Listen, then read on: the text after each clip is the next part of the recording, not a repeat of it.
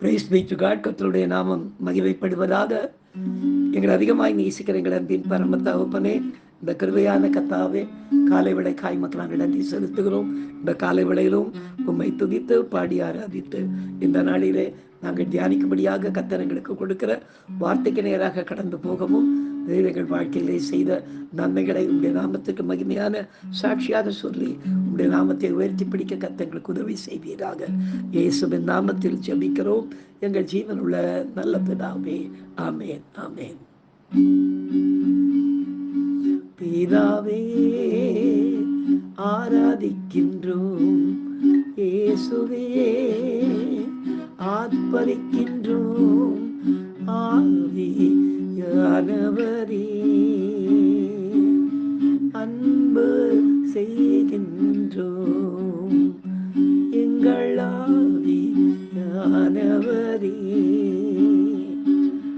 அன்பு செய்கின்றோம், உம்மை ஆராதிக்கின்றோம், ஆர்ப்பரிக்கின்றோம், அன்பு செய்கின்றோம். உமது செயல்களெல்லாம் அதிசயமானவைகள்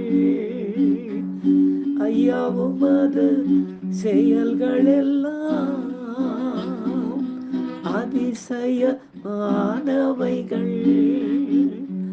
ஐயா, உமது வழிகளெல்லாம் ஐயா சத்தியமானவைகள் ஐயா, உமது வழிகளெல்லாம் ஐயா சத்தியமானவைகள்.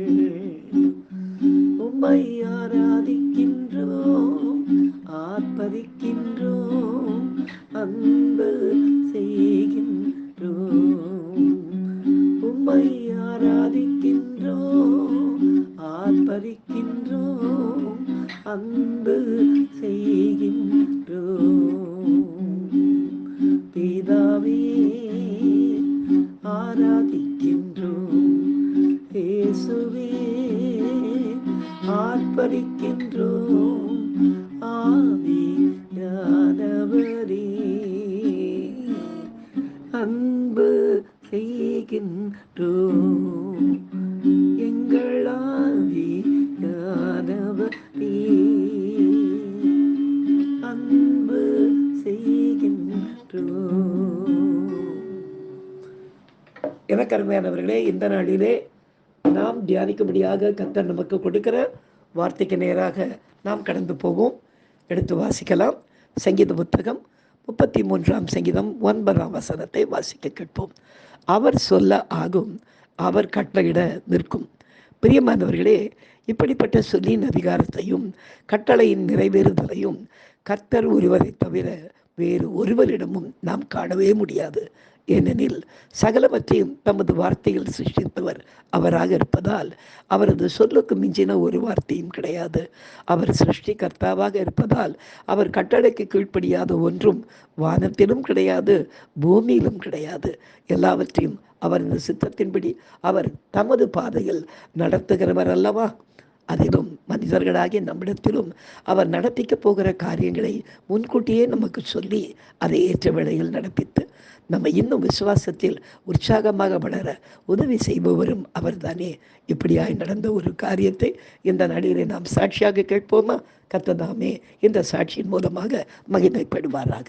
எனக்கு அருமையானவர்களே, ஊழியத்துக்கு வந்த ஆரம்பத்திலே கர்த்தர் எனக்கு சொன்ன வார்த்தையில் ஒரு முக்கியமான காரியம், நீ அநேகருக்கு ஞானஸ்தானம் கொடுப்பாய், ஆனாலும் நீ ஞானஸ்தானம் கொடுக்கிற எல்லா ஜனமும் உன் சபையில் இருப்பார்கள் என்ற விருப்பம் மட்டும் உனக்கு இருக்கக்கூடாது. ஏனென்றால் இந்த சபையிலிருந்து சீஷத்துவம் பெற்ற பிள்ளைகளை நான் வெளியே கொண்டு சென்று அவர்களுக்கு தனி ஊழியத்தை அமைத்து அவர்களை நான் நடத்துவேன். எனவே சபையை விட்டு பிள்ளைகள் புறப்பட்டு போகும்போது எதற்காக மன வருத்தப்படக்கூடாது என்று கர்த்தர் சொல்லியிருந்தார்.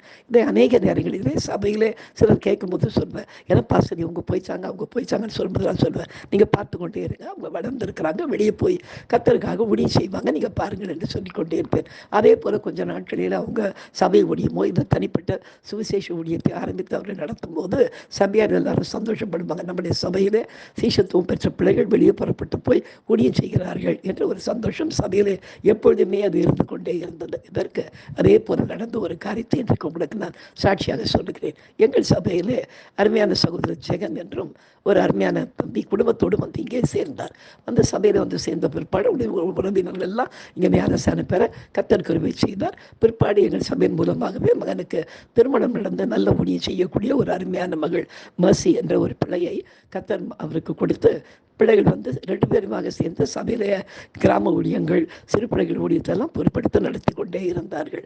பிற்பாடு தேவனுடைய பெரிதான கிருபையினாலே அவர்கள் சபையை விட்டு வெளியே போக வேண்டிய அந்த சரியான வேலை வந்தபோது எனக்கு சிலர் சொன்னாங்க, என்ன பாஸ்டர் நல்ல ஊழியம் செஞ்சுருக்கிறவங்க வெளியே போகிறாங்க. நான் சொன்னேன், நம்முடைய சபை ஊழியத்தை செய்வதற்கு இங்கே இருக்கிறாங்க, ஆனால் நம்முடைய சபையிலிருந்து வெளியே போய் ஊழியம் செய்வாங்கன்னு ஏற்கனவே நான் சொல்லி தானே இருக்கிறேன், அது நடக்கும் பாருங்கள் அப்படின்னு சொல்லியிருந்தப்போ அதே போல் அந்த பிள்ளைகள் கடந்த வாரத்திலே தேவனுடைய பெரிதான கருவையினாலே கர்த்தர் அவர்களுடைய கொடுத்த தரிசனத்தின்படி இங்கே இருந்து கொஞ்சம் அருகாமையில் உள்ள மாதவரம் என்ற ஒரு பகுதியிலே கர்த்தர் தாமே தேவனுடைய கருவையினாலே ஒரு இடத்தை வாங்கவும் அந்த இடத்திலே பரலோக ஏணி ஜெபவீடு என்ற பெயரிலே ஒரு சபையை ஸ்தாபித்து முதலாவதாக சிறு பிள்ளைகள் ஊழியத்தை அவர்கள் ஆரம்பிக்க கர்த்தர் தாமே கிருபை செய்தார். அப்போ அந்த இடத்துல எனக்கு அந்த அழைப்பு கிடைத்தது, பாஸ்டர் நீங்கள் தான் வந்து சபையை திறந்து கொடுத்து அந்த நாளிலே தேவ செய்தி இப்போ கொடுக்க வேண்டும் என்று சொன்னாங்க பிள்ளைங்க.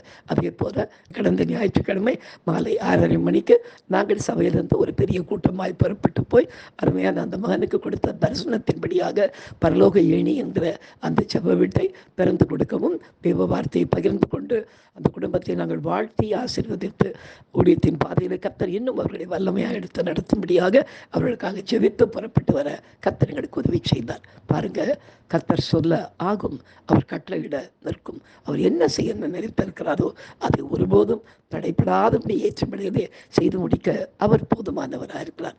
இந்த சாட்சியின் மூலம் கர்த்தருடைய நாமம் மாத்திரம் மகிமைப்படுவதாக நாம் ஜெபிக்கலாம். எங்களை அதிகமாய் நேசிக்கிற எங்கள் அன்பின் பரம தகப்பனே, இந்த கிருபையான வேலைக்காய் உமக்கு நாங்கள் நன்றி செலுத்துகிறோம், மகிமைப்படுத்துகிறோம் ராஜா. இந்த வேளையிலும் அடிமைக்கு நீ தந்த வாக்கு தத்துவத்தின்படி பிள்ளைகள் இங்கிருந்து புறப்பட்டு போய் அநேகர் இன்றைக்கு ஊழியக்காரர்களாய் வெளியே உங்களுடைய நாமத்தை மகிமைப்படுத்தி கொண்டிருக்கிறதற்காகவும் சபைகளை கட்டி கர்த்தாவை நடத்துவதற்கு வேண்டிய கிருபைகளை பிள்ளைகளுக்கு தந்து வழியெடுத்து வருகிற தயவுக்காய் உமக்கு நாங்கள் நன்றி செலுத்துகிறோம். சொந்த சாட்சிக்காய் உமக்கு நன்றி. இன்னும் அநேகரை எழுப்பும் அப்பா. இந்த கடைசி நாட்களில் பிள்ளைகள் எழும்பி உங்களுடைய நாமத்திற்கு மகிமையாக ஊழியத்தை செய்ய கர்த்தர் உதவி செய்வீராக. இயேசுவின் நாமத்தில் ஜெபிக்கிறோம் எங்கள் ஜீவனுள்ள நல்ல பிதாவே, ஆமேன்.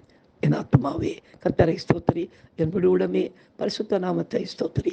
என் ஆத்துமாவே கர்த்தரை ஸ்தோத்திரி, அவர் செய்த சகல உபகாரங்களையும் மறவாதே. ஆமேன். ஹல்லேலூயா, ஹல்லேலூயா, ஹல்லேலூயா.